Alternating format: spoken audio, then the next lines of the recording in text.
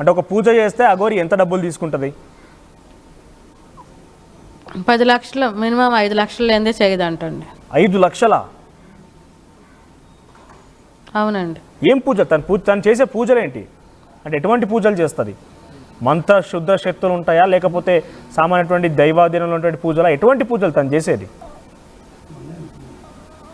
అదే ఇక మిమ్మల్ని కలుపుతాను, మీరు ఎప్పటికి ఇడిపారు, బాధ్యత నాది, ముందర క్యాష్ పెడితే చేస్తా పూజలు అంటే ఇప్పుడు యాగాలు హోమాలు లాంటి పూజలా, లేదంటే ఏదైనా బలిచ్చే పూజలా? ఎటువంటి పూజలు చేస్తా తను?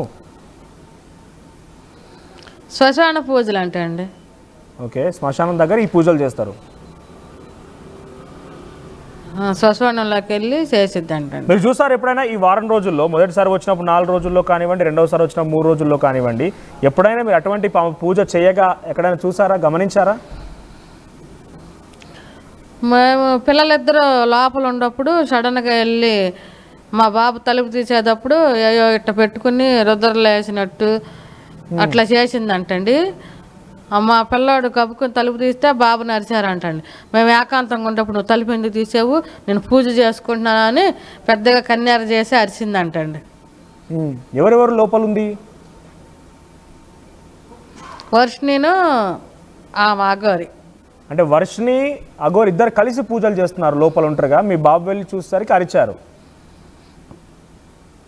అవునండి. అంటే ఏం పూజలు చేస్తోంది? అంటే అక్కడ బలిచ్చే పూజలు లాంటివా, లేదంటే ఏదైనా హోమాలు లాంటి ప్లాన్ చేసిందా, లేకపోతే ముగ్గు లాంటిది ఏదైనా వేసిందా? ఎటువంటి పూజలు? అంటే భయాందోళన గురి చేసే పూజలు ఏమన్నా? శుద్ర పూజలు అండి. అయ్యో మంత్రాలు ఉంటాయి అంటండి, ఆ మంత్రాలు ఫలిస్తాయి అని చెబుతుంది. పుర్రెలు పెట్టే తన దగ్గర పుర్రెలు ఉండేవి కదా, ఆ పుర్రెలు కూడా పెట్టేదా? ఆ పుర్రెలు పెట్టడము, లేదంటే నిమ్మకాయలు పెట్టడం అలాంటివి జరిగిందా?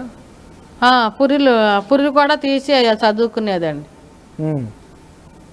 కదమ్మా, మీ ఇంట్లో ఇంత జరుగుతోంది, మీకు ఏ రోజు అనుమానం వచ్చి వెంటనే అవన్నీ బయటికి గెంటేయాలని కానీ, పంపించేయాలని కానీ, మీ స్థానికులకు చెప్పాలని కానీ, మీ చుట్టుముట్టుండే వారికి చెప్పి పంపించాలని కానీ ఎప్పుడు అనిపించలేదా?